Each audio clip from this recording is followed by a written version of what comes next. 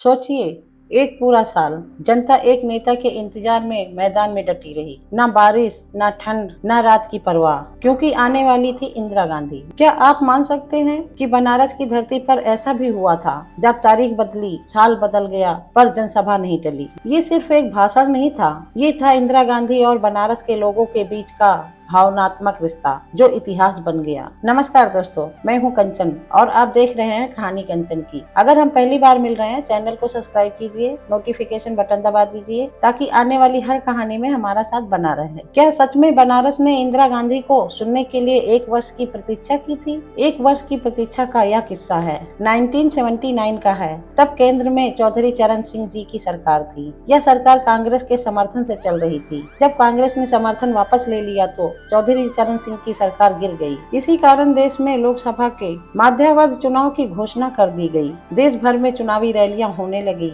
नेतागण अपनी जनसभाएं संबोधित करने लगे। उन दिनों इंदिरा गांधी कांग्रेस का प्रतिनिधित्व कर रही थी। इस चुनाव में कांग्रेस के प्रत्याशी पंडित कमलापति त्रिपाठी थे। वहीं उनके निकटतम प्रतिद्वंदी जनता दल से लोक बंधु नारायण थे। चुनाव के दौरान बनारस के जनसभा को संबोधित करने के लिए इंदिरा गांधी बनारस आने वाली थी। बनारस के बेनिया बाग में 31 दिसंबर 1979 को इंदिरा गांधी की चुनावी जनसभा होनी थी, परंतु इस जनसभा से पहले इंदिरा गांधी को बिहार और यूपी में सभाएं करनी थी। इन सभाओं को करने के पश्चात उन्हें बनारस के बेनियाबाग में पहुंचना था। इन सभाओं को पूरा करते करते देरी हो गई, परंतु बनारस में होने वाली जनसभा को अब टालना नामुमकिन हो चुका था। इंदिरा गांधी के भाषण को सुनने के लिए जनता शाम से ही मैदान में पहुंचने लगी थी। इंदिरा जी को शाम 8 बजे जनता को संबोधित करना था। बेनिया बाग में भीड़ बढ़ती जा रही थी। 31 दिसंबर की शाम थी। कड़ाके की ठंड पड़ रही थी। न ठंड कम हो रही थी, न इंदिरा गांधी जी आ रही थी, न भीड़ कम हो रही थी।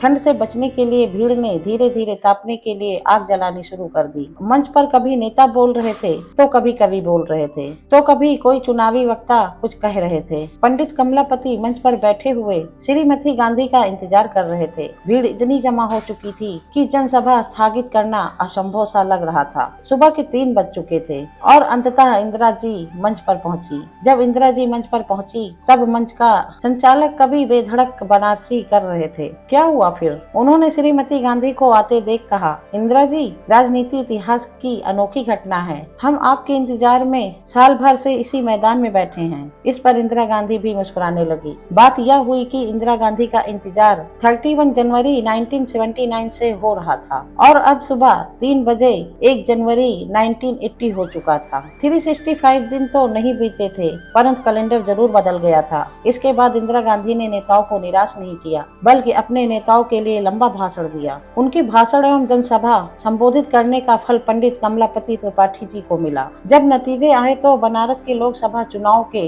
22 प्रत्याशियों में से पंडित कमलापति विजयी हुए। उन्हें 1.29 लाख वोट मिले थे, जबकि उनके निकटतम प्रतिद्वंदी लोक बंधु नारायण को 1.4 लाख वोट मिले थे। दोस्तों, कैसी लगी कहानी? कमेंट में जरूर लिखना। वीडियो को लाइक करना, दोस्तों के साथ शेयर जरूर करना और हाँ, चैनल सब्सक्राइब करना मत भूलना। मैं कंचन आपसे विदा लेती हूँ।